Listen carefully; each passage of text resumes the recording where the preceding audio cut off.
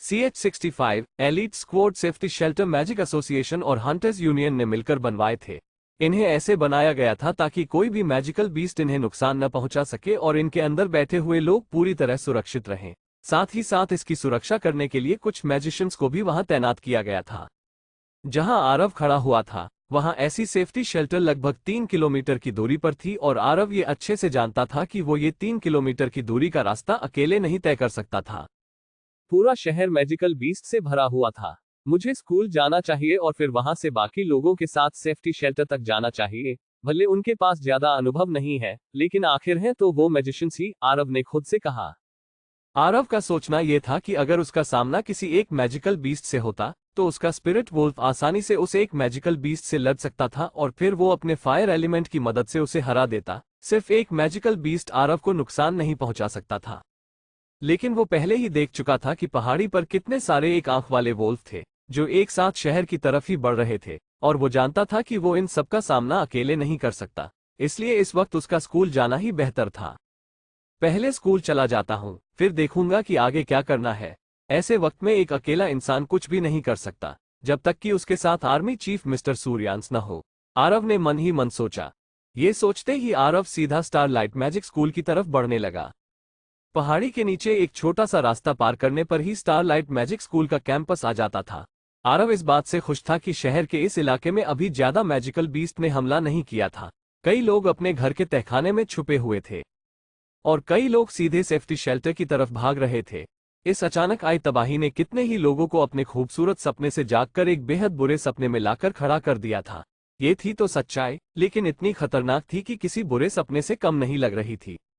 जब ये हमला हुआ तो सारे स्टूडेंट्स स्कूल में ही थे, अपने फाइनल एग्जाम की तैयारी कर रहे थे। उन्हें क्या पता था कि मैजिक एग्जाम्स की जगह उन्हें इस खतरनाक हमले का सामना करना पड़ेगा, लेकिन अब उनके पास कोई दूसरा चारा भी नहीं था। ये वही बच्चे थे जिन्होंने प्रैक्टिकल के दौरान मैजिकल बीस्ट का सामना करने पर अपनी पैंट गीली कर दी थी, और आज तो पूरा शहर ही मैजिकल बीस्ट से भरा हुआ था। न जाने अब इनका क्या हाल होने वाला था। ऑफिस में प्रोफेसर मिश्रा ने टेबल पर अपना हाथ पटकते हुए कहा, ये जगह बच्चों के लिए बिल्कुल भी सुरक्षित नहीं है। इस वक्त स्कूल के प्रिंसिपल चंद्रशेखर और बाकी डायरेक्टर्स मौजूद नहीं थे, इसलिए ये फैसला हेड टीचर के हाथों में ही था, जो मिस्टर शर्मा थे। उनका कहना था कि स्टूडेंट्स को स्कूल में ही रहना चाहिए और सारे टीचर्स को स्कूल के बाहर रहकर मैजिकल बीस्ट का सामना करना चाहिए। लेकिन प्रोफेसर मिश्रा को ये बिल्कुल ठीक नहीं लग रहा था। वैसे तो टीचर्स इतने ज्यादा थे कि बच्चों की सुरक्षा कर सकते थे, लेकिन एक बार मैजिकल बीस्ट की गिनती बढ़ने पर उनकी मुश्किलें बढ़ सकती थी। स्टारलाइट मैजिक स्कूल के सारे अच्छे मैजिशियन शहर को बचाने में लगे हुए थे, इसलिए अब स्टूडेंट्स और टीचर्स को अपनी सुरक्षा खुद ही करनी थी। मिस्टर शर्मा, पहाड़ी के पीछे से कई एक आंख वाले वोल्फस आ रहे हैं। उन्होंने हमारे पहरेदारों को मार गिराया है। स्कूल के केयर टेकर राजू के चेहरे का रंग उड़ गया था। वो इतना डरा हुआ था कि ठीक से बोल तक नहीं पा रहा था। राजू की बात सुनते ही सारे टीचर्स के चेहरों के एक्सप्रेशंस बदल गए थे। सच तो ये था कि उन्होंने आज तक ऐसी मुसीबत का सामना नहीं किया था। पूरा शहर मैजिकल बीस्ट से भरा हुआ था। वो किसी भी इंसान को जिंदा नहीं छोड़ रहे थे। जिन टीचर्स के पास ज्यादा अनुभव नहीं था, राजू की बात सुनकर उनके पैर कांपने लगे थे। वो बुरी तरह से डरे हुए थे। हमारे स्कूल में कोई भी सेफ्टी शेल्टर नहीं है। अगर एक साथ कई सारे मैजिकल बीस्ट ने हम पर हमला करना शुरू कर दिया तो हम बच्चों को तो क्या, खुद को भी नहीं बचा पाएंगे। ये एक ब्लड अलर्ट है और ब्लड अलर्ट में सिर्फ वही लोग जिंदा रहते हैं जो सेफ्टी शेल्टर में होते हैं, प्रोफेसर मिश्रा ने गुस्से में कहा। क्या ये सारे टीचर्स पागल हो गए हैं जो स्कूल में रुकना चाहते थे? ये रिकॉर्ड है कि ब्लड अलर्ट में सेफ्टी शेल्टर के बाहर रहने वाले लोगों की जान नहीं बचती, फिर भी इन्हें मेरी बात समझ ही नहीं आ रही है, प्रोफेसर मिश्रा ने मन ही मन सोचा। फर्स्ट ईयर और सेकंड ईयर के स्टूडेंट्स की छुट्टियां चल रही थीं। सिर्फ फाइनल ईयर के स्टूडेंट्स को ही मैजिक एग्जाम्स की तैयारी करने के लिए बुलाया गया था। गनीमत तो ये थी कि सारे स्टूडेंट्स एक बार प्रैक्टिकल्स में मैजिकल बीस्ट का सामना कर चुके थे। अगर सारे 1000 स्टूडेंट्स और टीचर्स मिलकर काम करते तो सेफ्टी शेल्टर तक पहुंच सकते थे। आखिर सेफ्टी शेल्टर स्कूल से सिर्फ 3 किलोमीटर की दूरी पर ही तो थे। ठीक है, हम सब सेफ्टी शेल्टर तक जाएंगे। सारे टीचर्स अपनी अपनी क्लास को लेकर सेफ्टी शेल्टर की तरफ बढ़ेंगे। याद रखिएगा, हमें एक टीम की तरह ये काम करना होगा, मिस्टर शर्मा ने फैसला लेते हुए कहा। स्कूल में लगभग 1700 लोग थे और अगर सेफ्टी शेल्टर के बाहर जिंदा रहने की संभावना बहुत कम थी तो इसका मतलब था कि उनमें से लगभग 1000 लोगों की जान जा सकती थी, और ये एक बहुत बड़ा नुकसान था। मिस्टर शर्मा की बात सुनते ही सारे टीचर्स अपने स्टूडेंट्स के पास पहुंच गए थे और उन्हें इकट्ठा करने लगे ताकि वो जल्द से जल्द सेफ्टी शेल्टर के लिए निकल सकें। ये फैसला लिए अभी 5 मिनट भी नहीं हुए थे कि एक विंड एलिमेंट का टीचर भागता हुआ मिस्टर शर्मा के पास आया और कहने लगा, लगभग 40 एक आंख वाले वोल्फ स्कूल की तरफ बढ़ रहे हैं, जल्दी करो। सारे टीचर्स से कहो कि जल्द से जल्द यहां से निकलें और बाकी प्रैक्टिकल टीचर्स को कहो कि एक आंख वाले भेड़ियों का सामना करें और उन्हें स्कूल के अंदर न आने दें। मिस्टर शर्मा के चेहरे पर डर साफ दिखाई दे रहा था। मिस्टर शर्मा के फैसले को सुनते ही प्रोफेसर मिश्रा भागते हुए अपनी एलीट क्लास की तरफ पहुंचे।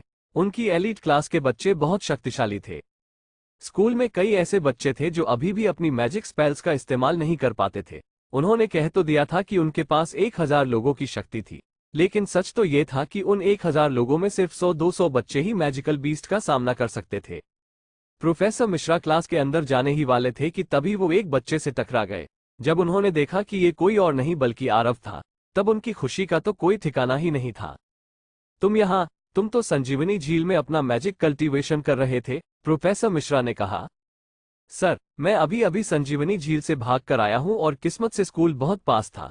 अब यहां से जल्दी निकलते हैं और सेफ्टी शेल्टर की तरफ बढ़ते हैं, नहीं तो यहां भी कई सारे लोग अपनी जान गंवा सकते हैं। संजीवनी झील की वाइस गार्ड कैप्टन कियारा ने कहा था कि ये अभी तक का सबसे भयानक हमला है, आरव ने हाँफते हुए कहा। मुझे भी यही लगता है, इसलिए हम लोग बस यहां से निकलने की तैयारी ही कर रहे हैं, प्रोफेसर मिश्रा ने कहा। हाँ सर, हमें बिल्कुल भी देरी नहीं करनी चाहिए। मैं स्कूल के पीछे रास्ते से आया हूं और मैंने देखा कि पहाड़ी पर कई सारे एक आंख वाले वोल्फस हैं जो हमारे स्कूल की तरफ ही बढ़ रहे हैं, आरव ने परेशान होकर कहा। अगर ऐसा है तो हमें यहां से जल्दी ही निकालना होगा। प्रोफेसर मिश्रा आरव की बात सुनकर चौंक गए थे। आरव के हिसाब से हमले का सबसे खतरनाक हिस्सा ये नहीं था कि उनके शहर में हजारों मैजिकल बीस्ट थे, बल्कि ये था कि वहां सिर्फ एक आंख वाले वोल्फस या फिर आदमखोर चूहे नहीं थे। वहां सोल्जर क्लास के मैजिकल बीस्ट भी थे जिनका सामना करना स्कूल के बच्चों के बस के बाहर था। साथ ही साथ अंडरग्राउंड जगहों पर छिपना भी सुरक्षित नहीं था, क्योंकि आदमखोर चूहे ज्यादातर जमीन के नीचे रहते थे और खुदाई करने में माहिर थे। आरव भाई, आपको देखकर मुझे बहुत अच्छा लगा। लकी आरव को देखकर बेहद इमोशनल हो गया था। उसे ऐसा लग रहा था मानो उसका सगा भाई वहां आ गया था। जब पहली बार प्रैक्टिकल के दौरान उन सबने मैजिकल बीस्ट का सामना किया था, तो डर के मारे उनकी हालत खराब हो गई थी, और आज तो पूरा शहर ही मैजिकल बीस्ट से भरा हुआ है। अच्छे खासे जादूगर भी अपने डर को काबू में नहीं कर पा रहे थे। फिर ये तो स्कूल के बच्चे थे, कई लड़कियां थी जो डर के मारे रोने लगी थी और लड़के भी बेहद डरे हुए नजर आ रहे थे। ये सब कुछ बहुत अचानक हुआ था और किसी को भी ये नहीं पता था कि उनका परिवार कहाँ था और कैसा था। ये सब कुछ बहुत भयानक था। सभी क्लासेस के बच्चों को इतना डरा सहमा देखकर आरव को अपनी पुरानी दुनिया की बाढ़, भूकंप और बाकी प्राकृतिक आपदाओं की याद आ रही थी। जैसे किसी प्राकृतिक आपदा के सामने उस दुनिया के इंसान बहुत छोटे पड़ जाते थे, वैसे ही आज मैजिकल बीस्ट के सामने इस दुनिया के इंसान बिल्कुल निहत्ते थे। धमम, अचानक उन्हें बास्केटबॉल कोर्ट में से एक आवाज सुनाई दी। खिड़की के पास बैठे हुए एक लड़के ने जब देखा तो वो डर के मारे कांपने लगा। पहाड़ी से एक आंख वाला भेड़िया उनके स्कूल के बास्केटबॉल कोर्ट में आ कूदा था। उसके कूदने से बास्केटबॉल कोर्ट की कुछ जमीन धंस गई थी। उस एक आंख वाले भेड़िए ने जब अपनी लाल डरावनी आंख से क्लासरूम में फंसे स्टूडेंट्स की तरफ देखा तो उसके मुंह से लार टपकने लगी थी। उस एक आंख वाले भेड़िए को ऐसा करते हुए देखकर लड़कियां इतना ज्यादा डर गई थीं कि जोर जोर से चीखने लगी थीं। खिड़की के पास ही खड़े एक लड़के ने जोर से चिल्ला। उसके चेहरे का रंग उड़ गया था और वो बहुत बुरी तरह से कांप रहा था। उन्होंने अभी तक सिर्फ स्विफ्ट स्टार वोल्फ को ही देखा था और ये एक आंख वाला भेड़िया उससे कहीं ज्यादा खतरनाक था। उसे देखकर उन सबके शरीर में झुरझुरी सी दौड़ गई थी। स्टूडेंट्स, मेरे साथ आओ। विंड मैजिशियन, आगे जाओ और सुरक्षित रास्ता देखो, प्रोफेसर मिश्रा ने हड़बड़ी में चिल्लाते हुए कहा। खिड़कियों के पास बैठे बच्चे जल्दी जल्दी हॉल में जाने लगे थे, लेकिन हॉल में पहले से ही दूसरी क्लासेस के बच्चे मौजूद थे जो डर के मारे जोर जोर से चिल्ला रहे थे। पूरा हॉल भरा हुआ था। कुछ बच्चे चिल्ला रहे थे तो कुछ यहां से वहां भाग रहे थे। टीचर्स को भी एक साथ इतने सारे बच्चों को कंट्रोल करने में परेशानी हो रही थी। आरव अभी हॉल में ही खड़ा हुआ बाकी बच्चों को देख रहा था जो बहुत बुरी तरह से डरे हुए थे। उन्हें देखकर उसे बिल्कुल भी अच्छा नहीं लग रहा था। वो सारे बच्चे बहुत सारे जंगली हिरणों की तरह लग रहे थे। जैसे कि एक हिरण किसी भेड़िए को देखकर भागने लगता था तो सारे हिरण भी उसे देखकर वहां से भागने लगते थे। लेकिन अगर वो एक साथ मिलकर उसका सामना करते तो वो भेड़िया उनके सामने कुछ भी नहीं था। वहां उन सारे बच्चों में एक चीज थी, उनका डर, जो उन्हें मैजिकल बीस्ट का सामना करने से रोक रहा था। जिन मैजिक स्पेल्स की प्रैक्टिस वो लोग रोजाना करते थे, आज जरूरत के वक्त पर वो उन सबको भूल गए थे। उनसे कुछ भी नहीं हो पा रहा था। डायमेंशनल समनिंग, स्पिरिट वोल्फ हमला करो। अचानक क्लासरूम में एक मैजिक स्पेल बोले जाने की आवाज आई। आरव ने मुड़कर देखा तो विराट गुस्से में अपनी समनिंग स्पेल का इस्तेमाल कर रहा था। स्पिरिट वोल्फ दरार से निकलते ही सीधा बास्केटबॉल कोर्ट में खड़े एक आंख वाले भेड़िए की तरफ चला गया था। विराट की कमांड में वो उस पर अपने पंजों से हमला कर रहा था। उसके धारदार पंजे लगते ही वो एक आंख वाला वोल्फ दर्द से चिल्लाने लगता। तुम सब कितने डरपोक हो। एक छोटे से एक आंख वाले भेड़िए ने तुम्हें इतना डरा दिया कि तुम लोग यहां से वहां भाग रहे हो, विराट ने गुस्से में चिल्लाते हुए कहा। हाँ, हम सब इतने सारे लोग हैं, फिर हम एक आंख वाले भेड़िए से क्यों डर रहे हैं? विक्रम ने विराट का साथ देते हुए कहा और ये बोलते ही उसने अपनी अर्थ स्पेल का इस्तेमाल किया। जैसे ही उसके मोटे मोटे हाथ क्लासरूम की जमीन पर पड़े, क्लासरूम से होती हुई एक लहर सीधा बास्केटबॉल कोर्ट तक गई और एक आंख वाले भेड़िए तक पहुंचते ही उसने उसे जमीन पर गिरा दिया और वो सीधा बास्केटबॉल की पोल से टकरा गया। नेहा भी उन बहादुर बच्चों में से थी जो बहुत कम समय में अपनी मैजिक स्पेल का इस्तेमाल कर सकते थे। एक आंख वाले भेड़िए के गिरे होने का फायदा उठाकर नेहा ने तुरंत ही अपनी फायर स्पेल का इस्तेमाल किया और उसकी फायर बॉल सीधा जाकर एक आंख वाले भेड़िए को लगी, जो अब भी बास्केटबॉल पोल के पास गिरा पड़ा था और उठने की कोशिश कर रहा था। Fire burst burning bones. Fire burst burning bones एक बेहद ताकतवर मैजिक स्पेल थी। इसके असर से एक आंख वाला भेड़िया आग की लपटों में जलने लगा और यहां वहां लौट रहा था।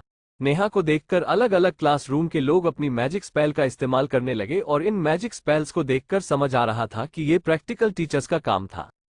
देखते ही देखते उन्होंने एक साथ मिलकर उस एक आंख वाले भेड़िए को मार गिराया था और वहां पर अब सिर्फ उसकी हड्डियां बची हुई थी। एक आंख वाले भेड़िए को मरा हुआ देखकर आरव की सांस में सांस आए। उसे तो लग रहा था कि स्कूल के सारे बच्चे डरपोक थे, लेकिन ऐसा नहीं था। हाँ, अब भी कुछ लोग ऐसे थे जो बहादुर थे और मैजिकल बीस्ट का सामना कर सकते थे। क्लास के कुछ बच्चों को प्रोफेसर मिश्रा ने अपने पास बुलाया। प्रैक्टिकल्स के दौरान विराट, विक्रम, नेहा, आदित्य, हरमन और कुछ ऐसे बच्चे थे जिन्होंने बिना डरे मैजिकल बीस्ट का सामना किया था और अब तो एक साल बीत भी चुका था और साथ ही साथ उनका डर भी कम हो गया था। प्रोफेसर मिश्रा के बुलाने पर वो लोग एक जगह इकट्ठा हो गए। उन्हें नहीं पता था कि प्रोफेसर मिश्रा ने उन्हें क्यों रोका था।